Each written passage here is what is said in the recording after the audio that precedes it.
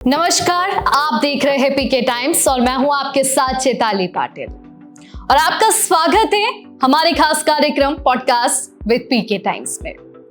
आज हमारे साथ एक ऐसे व्यक्तित्व जुड़े हैं जो सीमावर्ती क्षेत्र चौटन से है और चौटन के लोग कहते हैं कि अगर इनसे मिलो तो पहले चाय फिर सलाह मिलती है। तो हमारे बीच आज मौजूद है चौटन से विधायक आदुराम मेघवाल जी। एक काफी सरल व्यक्तित्व ये रखते हैं। आदुराम मेघवाल जी, आपको बहुत बहुत स्वागत है पीके टाइम्स में। धन्यवाद। सबसे पहला सवाल यही कि आपकी राजनीति में शुरुआत कैसे हुई? आखिर क्या वो पल था जब आपने सोचा कि मैं राजनीति में जाता हूँ? मेरी राजनीति के अंदर मेरी इच्छा से मैं नहीं आया हूँ। सीमावर्ती क्षेत्र है और हमारी राष्ट्रीय स्वयंसेवक संघ की एक शाखा है सीमा जन कल्याण समिति, जो सीमा के ऊपर काम करती है। सीमा जन कल्याण समिति का मैं यहाँ बाड़मेर जिला का जिला अध्यक्ष रहा। 2001 के अंदर अकाल के अंदर सीमावर्ती क्षेत्र के अंदर अधिकतर हमारे पशुपालक हैं, जो गायें वगैरह रखने वाले हैं, भेड़ बकरी गायें, विशेष करके हमारे सीमा के ऊपर अधिकतर गायें रखते हैं। और गो शिविर हमने सीमा जन कल्याण समिति के माध्यम से, गो शिविर के माध्यम से सेवा का काम करते करते 2003 के अंदर जब चुनाव आए तो संगठन ने विचार किया कि गायों की सेवा कर रहे हैं, सेवाभावी व्यक्ति है, क्यों नहीं हम इनको चुनाव लड़वा दें। इसलिए 2003 में जब वसुंधरा जी की परिवर्तन यात्रा निकली, जब बाड़मेर वो पहुँचे, उस समय भी मेरा पेट्रोल पंप का व्यवसाय है। पेट्रोल पंप के व्यवसाय में भी मेरी एक अलग पैठ है, उसके अंदर मेरे व्यापार के अंदर भी अलग पैठ है, ईमानदारी की पैठ है। यूँ तो वैसे सब ईमानदारी है, मैं ये नहीं कहता, बाकी है सब ईमानदारी है, पर तो मेरे एक व्यापार में भी अलग से मेरी पैठ है। उस वजह से जो परिवर्तन यात्रा के अंदर जितने भी वाहन यहाँ से इन्होंने परिवर्तन यात्रा के अंदर जो हायर किए थे, जो किराए से लिए थे, उन वाहनों का जो ड्राइवर है उन्होंने भी ये कहा कि हम पेट्रोल या डीजल भरवाएंगे तो महादेव पेट्रोल पंप से भरवाएंगे। परिवर्तन यात्रा इस बात की है, राजस्थान को जानना पहचानना, राजस्थान में आने वाले चुनाव के अंदर के ऐसे व्यक्तियों के भी पहचान करना, किसको कई लोग किसको पसंद करते हैं, पसंद ना पसंद।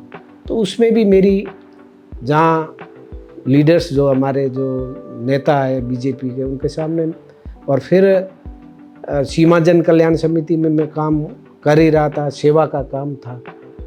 तो फिर संगठन ने कहा कि आपको राजनीति हम चुनाव लड़वाएंगे, हमने चुनाव लड़ लिया।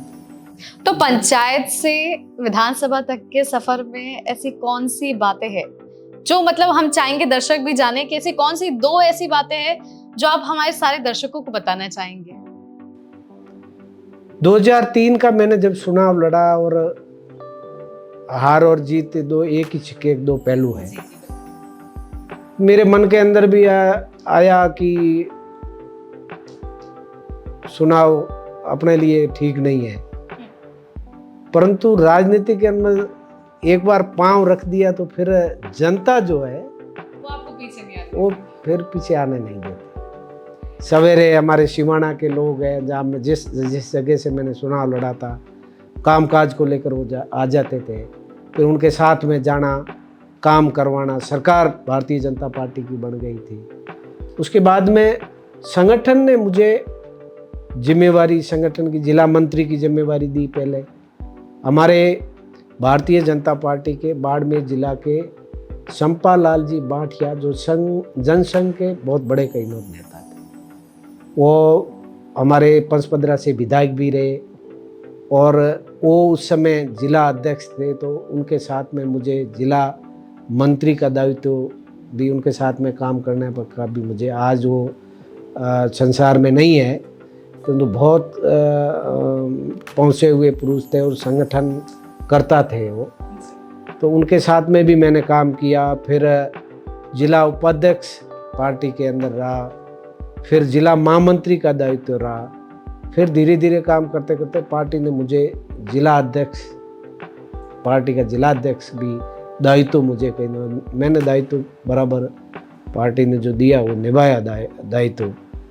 और फिर 8 के अंदर चुनाव आ गए, तो मैंने जो सिवाना सा रिजर्व कॉन्स्टिट्यूंसी थी, रिजर्व सीट थी, तो वो परिसीमन हुआ, तो हमारा सीमावर्ती क्षेत्र है, चौटन के अंदर परिसीमन हो गए। और मेरे पास में जिला अध्यक्ष का दायित्व था, तो संगठन ने कहा जिला अध्यक्ष है तो फिर आप और किसी कार्यकर्ता को चुनाव लड़ाओ। मैं जिला अध्यक्ष था, फिर 8 के चुनाव हुए और फिर लगातार जो है पार्टी के अंदर काम करते करते 8 में भी मुझे टिकट संगठन ने जो कहा वो मैंने तो किया। मेरी कोई इच्छा नहीं थी कि मैं राजनीति के अंदर आऊँ, परंतु सेवा के मेरे पास जरूर मेरे जैसे कि हम सब जानते हैं आप एक किसान परिवार से ताल्लुक रखते हैं और काफी सरल जो है आपका स्वभाव है। लोग कहते हैं कि आप एकदम जैसे जनता रहती है ना वैसे हर जगह नजर आते हैं, चाहे फिर वो बाल काटने की शॉप हो, चाहे लोगों से मिलना हो। अब मैं भी आई थी तब मैंने देखा लोग भी आपसे आ रहे हैं, मिल रहे हैं। इस तरीके से आखिर जनता के बीच आपने किस तरीके से अपनी छवि बनाई है? जनता के मुद्दों को कितना अपने आप से कनेक्ट कर पाते हैं, जोड़ पाते हैं? मैं लगातार जो है भारतीय जनता पार्टी में काम करते हुए मेरे पास में जो भी व्यक्ति आया काम को लेकर, मैं उनके साथ में गया, चाहे कलेक्टर ऑफिस हो, चाहे एसडीएम ऑफिस हो, चाहे एसपी ऑफिस हो, जिससे भी कोई काम हुआ, चाहे किसान आए एग्रीकल्चर ऑफिस के अंदर कोई काम हुआ, कृषि विभाग का काम हुआ या समाज कल्याण का काम हुआ, मैं उनके साथ में चला। मेरे से जितना हुआ उतना कलेक्ट्रेट में भी मैं जाता था, तो मैं ये देखता था वहाँ कौन आदमी दुखी स्वभाव से बैठा है, उसका चेहरा देख के, उसका भाव देख के मैं समझता था ये कहीं गांव से आया है, दूर से आया है, किसी काम को लेकर आया, काम नहीं हुआ तो ये, क्योंकि ऐसे आदमी की मैं पहचान करके उसको पूछता था कि बाबा आप कैसे आए, क्या काम को लेकर आए। तो कई बार वो कहते थे अब 3-4 बार आ गया, 5 बार आ गया, काम छोटा मेरा और नहीं रहा है, तो मैं साथ में जाकर उनका कोई काम करवाता था। तो यूँ करते करते मेरे भलापन के तो लोगों के अंदर अपने आप ही चर्चाएं चली जाती है, परंतु मेरे जो भी आया यहाँ उनके साथ में जाकर मैंने उनका काम करवाया, मेरे से जितना हुआ उतना। जी, जैसे कि भाई आपने कहा कि सिक्के के 2 पहलू होते हैं, हार और जीत। 2 बार आप हारे लेकिन 1 बार आप जीते। तो जब विधायक बन के आप आए, क्या माहौल था घर में? क्योंकि घर में जो माहौल है वो भी हमें खुश कर देता है। इसमें 2003 के चुनाव के बाद में मेरे माता श्री है जो, उनका मेरे ऊपर बहुत बड़ा कई मेरा आशीर्वाद है। मैं जब मैं 2003 का चुनाव लड़के घर आके बैठा तो गुमसुम बैठा था, मेरे माता जी मेरे पास में आए, मेरे सिर के ऊपर हाथ फेरा, मेरे पीठ के पीछे भी हाथ रखा। आज बेटा तू दुखी लग रहा है मुझे। तो मैंने कहा, मैंने माता जी को कहा कि मैं वैसे मेरा निवास, मेरा जन्म स्थान है वो शेरगढ़ है, जोधपुर जिले के अंदर, और यहाँ मेरा पेट्रोल पंप का व्यवसाय की वजह से मैं बाड़मेर यहाँ आया मेरे परिवार और मैं। तो और मेरा पेट्रोल पंप भी इसी रोड के ऊपर है और पीछे ही मैंने मकान बनाया। मेरे माताजी और पिताजी यहाँ मेरे पास में कहीं में रहते हैं। माताजी अभी भी बैठे हैं, पिताजी का स्वर्गवास हो गया। मेरे माताजी और पिताजी का मेरे ऊपर बहुत बड़ा स्नेह था, उनका आशीर्वाद है, इसीलिए मैं जनता के बीच में भी टिका हुआ हूँ। और मेरी पेट सब उनके, मेरी माताजी ने उस समय, मैंने कहा माताजी जैसे आए, क्यों 7-8 वर्ष ही हुए थे मेरे को पेट्रोल पंप लगाए हुए, मेरा धंधा भी पनप रहा था, उठाव की ओर ही था, और चुनाव लड़ा तो आपको पता, चुनाव तो बहुत खर्चीले है, आपको सबको पता ही है। इसलिए माताजी को कहा, माताजी वापस कहीं और उसी जगह पहले थे उस जगह आ गए। तो मेरी माता जी ने मेरे ऊपर हाथ, सिर के ऊपर हाथ यूँ घुमा के, बेटा तू घर से आया था तो क्या बोरिया भर के यहाँ लेकर आया था? मैंने कहा ये तो नहीं माता जी। तो फिर तूने ही कमाया, और कहीं ना कमाओ, और दौड़ो, और काम करो, फिर ठीक होगा तुम्हारा। वो मेरे को वहाँ बहुत बड़ी कहीं ना ताकत मिली। और यहाँ बाड़मेर के जो मेरे मिलने वाले जो भी लोग थे, मेरे सपोर्टेड लोग थे, उनका हमेशा मेरे ऊपर आशीर्वाद रहा। विशेष करके राष्ट्रीय स्वयंसेवक संघ के जो प्रसारक हैं और जो यहाँ के जो प्रमुख लोग हैं, उनका मेरे ऊपर हमेशा कहीं आशीर्वाद बना रहा। और मैं काम भी संगठन में भी करता तो प्रामाणिकता के साथ में कहीं काम करता था। सबका मेरे ऊपर कहीं आशीर्वाद भी और विश्वास भी था। इसलिए मैंने ना तो 2003 के अंदर टिकट मांगी थी, संगठन ने चुनाव लड़ाया ना। हाँ, ये बात ज़रूर है, 8 और 13 के समय मैंने बायोडाटा भी दिया था, मांगी थी तो नहीं दिया। 18 में मुझे बिना मांगे वापस कहीं ना चुनाव लड़ाया, संगठन ने लड़ा। 23 में भी मेरे को संगठन ने, कहीं मेरे को जयपुर दिल्ली कहीं जाने की ज़रूरत नहीं पड़ी। मेरे संगठन के लोगों ने मेरे ऊपर विश्वास जता के मेरे को 23 में 3 से 23 20 वर्षों के बाद में मैं काफ़ी लंबा तो संगठन के प्रति निष्ठा, संगठन के प्रति विश्वास, संगठन के लोगों का विश्वास, ये लंबे समय से बहुत सारे वरिष्ठ लोग हैं जिनके साथ में मैंने काम किया। मतलब यूँ कह सकते हैं कि उम्मीद टूटी थी लेकिन माँ का साथ था, इसलिए वो उम्मीद जो है वो ऊंचाइयों तक आज लेकर आई है। तो हम आपसे ये भी जानना चाहेंगे, जैसे कि झालावाड़ का मामला हम सब जानते हैं कि स्कूल की जो जर्जर हालत थी, जिसके चलते जो हादसा हुआ, 6-7 बच्चों की जो मौत हुई थी, लेकिन उसके बाद सबसे पहला क्षेत्र आपका है जहां बजट जो है वो पास हुआ है स्कूलों की मरम्मत के लिए। इस पर क्या कहना चाहेंगे? या यूं कहे कि आपका कार्य इतना अच्छा है कि सबसे पहले आपको उस चीज के लिए स्वीकृति मिली। इस 1.5 वर्ष के अंदर हमारे राजस्थान के यशस्वी मुख्यमंत्री जी का जो कार्य, शायद 2024 और 25 का बजट हो, शायद 25 और 26 का, ये 25 और 26 का बजट हो, 2 बजट उन्होंने पेश किए, जिसमें मैं ये 5 वर्षों में, 5 ही नहीं, मैं तो 60 वर्ष की बात करूँगा। चौटन विधानसभा के अंदर इस 1.5 वर्ष के अंदर जो काम हुआ वो 60 वर्षों के अंदर काम नहीं। हमारा जिला के अंदर, हमारा जिला मुख्यालय पर जिला अस्पताल है। हमारी 4 विधानसभाएं बाड़मेर जिले की है, गुड़ामालानी, बाड़मेर, शिव और चौटन। बाड़मेर मुख्यालय के रूप में जिला अस्पताल है, दूसरा चौटन विधानसभा के अंदर, चौटन के अंदर जिला अस्पताल। इस बजट के अंदर घोषणा भी की, जमीन भी अलॉटमेंट हुई, भामाशाह से अलॉटमेंट करवा के आज हमारा बाईपास है जो बाकासर जाने वाला चौटन, उसके ऊपर बिल्डिंग, आधी बिल्डिंग बन चुकी है। जिला अस्पताल हमारे इस 1.5 वर्ष के अंदर हुआ। चौटन के अंदर एडीजे कोर्ट खुला, जहाँ न्याय के लिए हमारे लोगों को, किसानों को, मजदूरों को बाड़मेर आना पड़ता था, बालोतरा जाना पड़ता था, जोधपुर जाना पड़ता था। एडीजे कोर्ट चौटन के अंदर खुला। पीजी कॉलेज, हमारे युवा विद्यार्थी है, पीजी के लिए उनको बाड़मेर आना पड़ता था, जोधपुर जाना पड़ता था और कहीं जाना। पीजी कॉलेज भी चौटन के खुला।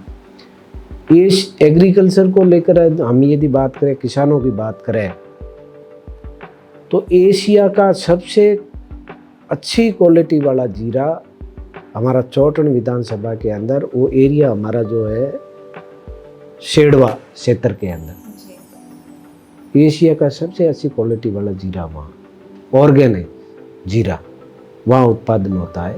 कृषि मंडी इस बजट के अंदर घोषणा हुई, 35 बीघे ज़मीन अलॉटमेंट हो गई है, उसका भी बजट आ गया है, काम अब शुरू होने वाला है। पीजी कॉलेज खुल गई है, एडीजे कोर्ट खुल गया है, काम शुरू हो गया है। बिजली को लेकर हमारे राजस्थान के यशस्वी मुख्यमंत्री जी ने कहा हम किसानों को 8 घंटे बिजली देंगे। बिजली को लेकर भी चौटन विधानसभा के अंदर बहुत बड़ा कहीं काम हुआ है। हमारे 220 का GSS किटनोरिया का, जहाँ सैंक्शन 19 के अंदर हुआ था, परंतु केवल घोषणा थी वो। ये सरकार आते ही हमने उस घोषणा को भी धरातल के ऊपर उतारा। अभी आधा बन चुका है। 132 का पनोरिया का अभी शुरू होने वाला है। शुरू होने वाला मतलब बिजली का किसानों को देना वो कंप्लीट हो गया है पूरा। 220 का हमारे इसी बजट के अंदर बासड़ाऊ के अंदर बिजली का GSS दिया। 132 हमारे बावड़ी के अंदर दिया। तो आने वाले समय के अंदर जो हमारे यशस्वी मुख्यमंत्री जी ने जो वादा किया है वो उसको लेकर बिजली का भी बहुत बड़ा काम हो रहा है। आने वाले समय के अंदर किसानों को बिजली की किसी भी तरह की कोई इस तरह से हम ढांचा तैयार कर रहे हैं जिससे किसानों को बिजली मिल जाती है तो किसान मेहनती और शायद यही मुद्दा था जिसे जनता ने जिसकी वजह से आपको चुना है, क्योंकि कहीं ना कहीं बिजली, पानी, मूलभूत सुविधाएं हैं जो जनता को नहीं मिल पा रही थी पहले। आपके आने से वो जो है उसमें और सुधार आया है, क्योंकि जमीनी वादे तो सब कर देते, धरातल पे लाना काफी मुश्किल होता है। 2023 के अंदर जब हम चुनाव में आए तो हमारा था कि हम घर घर जो मोदी जी की योजना है, जल जीवन मिशन योजना, केंद्र सरकार की योजना है। 10 वर्षों से ये योजना राजस्थान के अंदर चल रही है। बाड़मेर के अंदर भी इस योजना का काम हुआ, बायतू के अंदर भी हुआ, शिव के अंदर भी हुआ। नर्मदा का पानी चौटन की धरती से पाइपलाइन शिव के अंदर पानी जा रहा है। चौटन के लोगों को पीने के लिए पानी नहीं जा रहा। पूरा चौटन की धरती से शिव जा रहा है, सुंदरा जा रहा है, वहाँ लोगों को मीठा पानी मिल रहा है। केवल हमारे यहाँ पूर्व जो विधायक थे वो थोड़े से सन की किस्म के व्यक्ति थे। उन केंद्र सरकार की योजना है, ये यदि हम यहाँ लागू करेंगे तो लोग मोदी जी के गीत गाएंगे। मैंने कहा आप यदि आपके समय के अंदर शुरू करवाते तो लोग आपका गीत गाते। पानी पहुंचाने वाला कौन? आम आदमी को ये पता नहीं रहता किसकी योजना है, कौन पानी, जिसके समय के अंदर जो पानी पहुंचाए। हमने हमारे राजस्थान के यशस्वी मुख्यमंत्री जी का पहला चौटन विधानसभा के अंदर प्रवास हुआ। उनका शालग्नेसी माता जी का पनोरमा बना हुआ था, उसका उद्घाटन था। और उस समय मैंने माननीय हमारे मुख्यमंत्री जी को कहा कि चौटन के लोगों को मीठा पानी चाहिए। और हमने ये 2023 में वोट मांगे तब वादा भी किया। वो उन्होंने 1835 करोड़ रुपए की योजना है उसको लागू, अभी वो धरातल के ऊपर बहुत जल्दी उसका हम उद्घाटन करने वाला है। टेंडर प्रक्रियाएं वगैरह वो सब इस 1.5 वर्ष के अंदर पूरी कंप्लीट होगी। और शायद आपको भी हम बुलाएंगे जब हम इनका ठीक है। एक सवाल और कि 2024 में माननीय मुख्यमंत्री जी ने जो है चौहटन को नगर पालिका के दर्जे में लाने का कहा था, तो क्या नगर पालिका के दर्जे में आने के बाद चौहटन में उस चीज को लेकर नियुक्तियां की गई है? नगर पालिका के क्षेत्र में नगर पालिका के क्षेत्र में हमारे ईओ की नियुक्ति हो गई है और कर्मचारी भी लगाए हैं डेपुटेशन में, यहाँ से कहीं लगाए हैं। जयन है, बाबू है, ये जो कर्मचारी यहाँ लगाए, नगर पालिका का भी काम चल रहा है। ठीक है, अभी नालियाँ वगैरह जो नगर पालिका काम है, टेंडर वगैरह भी हुए हैं। इस प्रक्रिया में थोड़ा समय तो लगता ही है। और फिर पंचायत से नगर पालिका बनी है तो प्रक्रिया में थोड़ा समय लगता है, परंतु अब काम शुरू हो गया है। वार्ड हमारे नए बन गए, वापस परिसीमन हो गया है। अब ये नवंबर दिसंबर में चुनाव भी हो जाएंगे, तो अभी नगर पालिका भी हमारी रनिंग में है बराबर। आदुराम मेघवाल जी के कौन से एक नेता है जो मार्गदर्शक है? कोई एक नेता जो आपका मार्गदर्शक है और जिन्हें आप काफी पसंद करते हैं? मोदी जी को तो सब पसंद करते हैं, उनके अलावा कोई? मोदी जी मुख्यमंत्री थे तो मैं यहाँ का जिला अध्यक्ष था। गुजरात के चुनाव होते हैं तो राजस्थान के कार्यकर्ताओं को बुलाते हैं और एक जिला उनको पूरा काम सौंपते हैं। तीसरी बार मोदी जी जब मुख्यमंत्री बने तो मैं जिला अध्यक्ष था तो हमारे को काम दिया था हमने, और फिर आप मुख्यमंत्री बने तो भी उस विधानसभा के अंदर काम होता तो हमारे को बुलाते थे।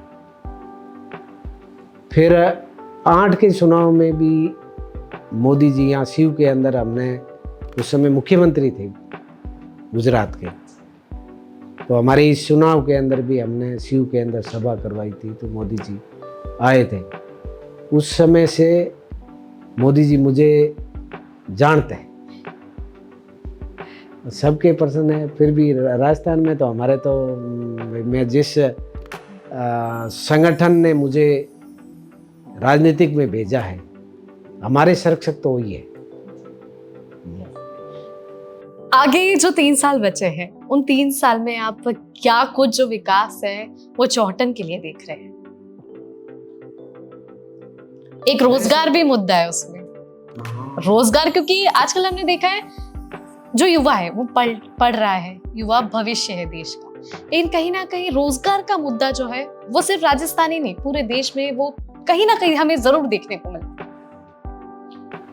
मेरा विचार है आने वाले समय के अंदर मैं यहाँ जो बाड़मेर के अंदर भी जो बहुत सारी जो कंपनियां हैं यहाँ काम करती हैं, हमारी रिफाइनरी में भी बहुत सारी जो कंपनियां यहाँ काम करती है, तो चौहटन विधानसभा के अंदर मैं एक रोजगार मेला और इन कंपनियों को सबको इनवाइट करूँ वहाँ, और ऐसी कंपनियों के अंदर हमारे युवाओं को रोजगार भी मिले, और आने वाले समय के अंदर किसानों के लिए हमने मंडी बना दी, नगर पालिका बन गई, एडीजे कोर्ट बन गया, पीजी कॉलेज बन गई, जिला अस्पताल बन गया, पानी का भी हमारे बहुत बड़ी स्कीम सैंक्शन हो गई, वो भी काम शुरू हो रहा है।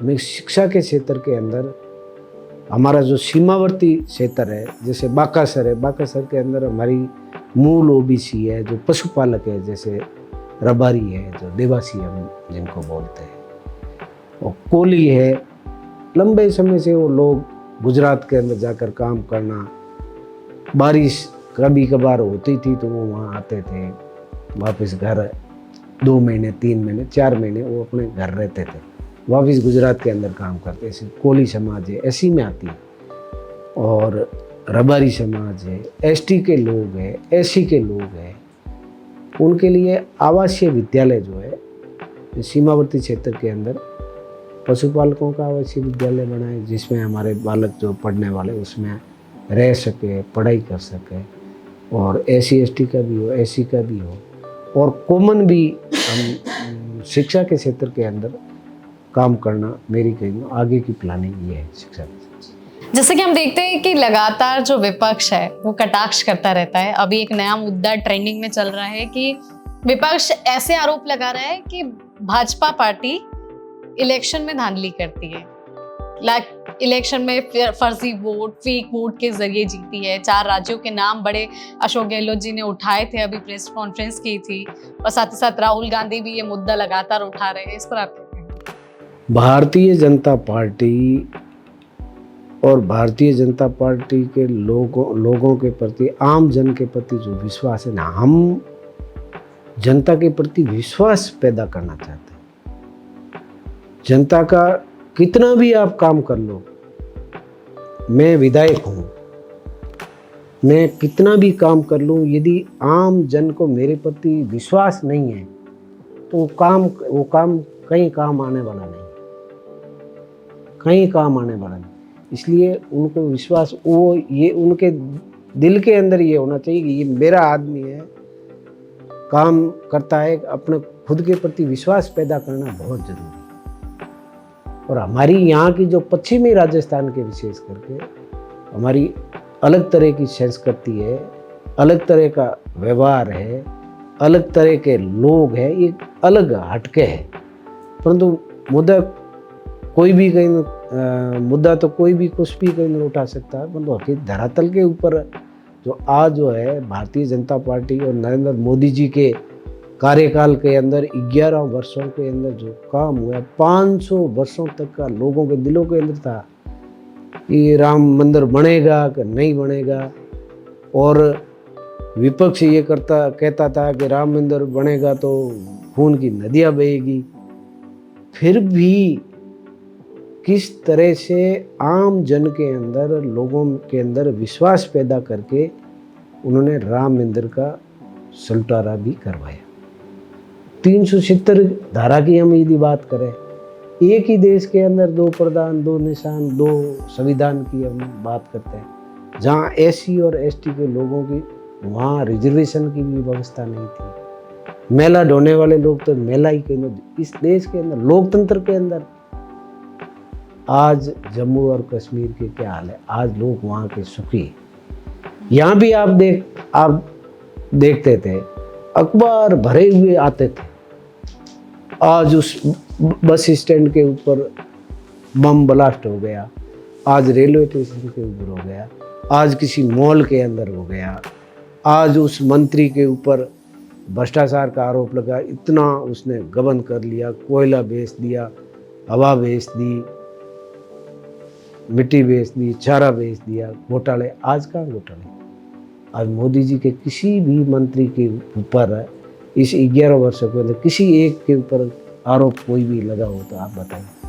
विपक्ष एक और मुद्दा उठा रहा है कि अभी जो उपराष्ट्रपति है जगदीप धनखड़ जी, उन्हें अचानक अपना कार्यकाल इतनी जल्दी समाप्त कर दिया, इस्तीफा दे दिया। उन्होंने कहा था कि उनका कार्यकाल वो पूरा करेंगे, लेकिन अचानक क्यों इस्तीफा देना? इसमें कहीं ना कहीं विपक्ष, कांग्रेस, इंडी गठबंधन को लग रहा है कि ये बीजेपी की आंतरिक कोई चीज है, मोदी जी का हाथ है कि उन्होंने जगदीप धनखड़ जी से इस्तीफा दिलवाया है, कोई ना कोई ऐसा आंतरिक कारण है। अब ये वैसे इतना बड़ा मैं नेता भी नहीं हूँ कि ये जो इतनी बड़ी कि मैं बात करूं, परंतु ये जरूर कह सकता हूँ कि कहीं धनखड़ जी का हमने तो यही सुना भी उनका स्वास्थ्य ठीक नहीं है, इसलिए, और बुजुर्ग भी है, उम्र अंदाज भी है, इसलिए हम उनकी बातों के ऊपर यकीन तो करेंगे। आम जनता भी यकीन करती, किसी भी तरह का हमारे इस क्षेत्र के अंदर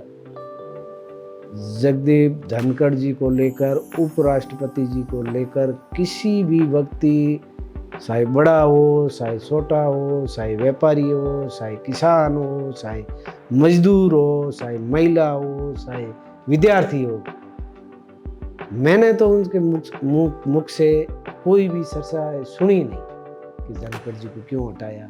अपने विपक्ष का तो काम है, उनको तो मुद्दा कही, इसीलिए तो विपक्ष है। हाँ, विपक्ष है, इसलिए यहाँ तो विपक्ष भी हम हैं, सरकार भी हम हैं, विपक्ष गुम है। कहाँ विपक्ष है, कहाँ जनता का मुद्दा? हम ये चाहते हैं विपक्ष हमारा मजबूत हो, तो हम भी काम करने में हमारे को भी इंटरेस्ट आता है, हमारे को भी काम करने का मजा आता। विपक्ष कमजोर होता तो काम कर दो। यहाँ राजस्थान के अंदर विपक्ष नाम की कोई चीज़ ही नहीं है। मैंने तो यहाँ कोई उनका ऐसा आम जन को लेकर कोई उन्होंने आंदोलन किया हो बड़ा, या कोई किसी किसान की भी किसी की बात रखी हो, युवाओं की बात रखी हो। आज युवा जो है भारतीय जनता पार्टी के प्रति विश्वास, युवा का विश्वास बंधा हुआ, विश्वास पैदा हुआ है।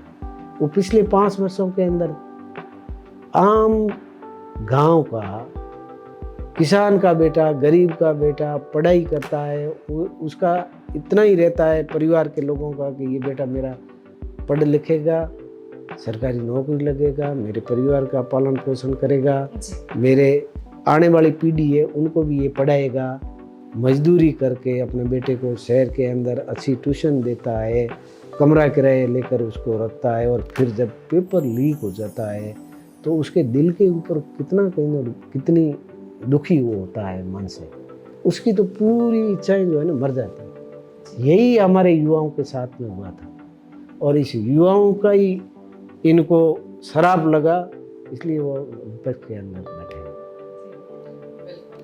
2028 में जो चुनाव होंगे उसमें भी आप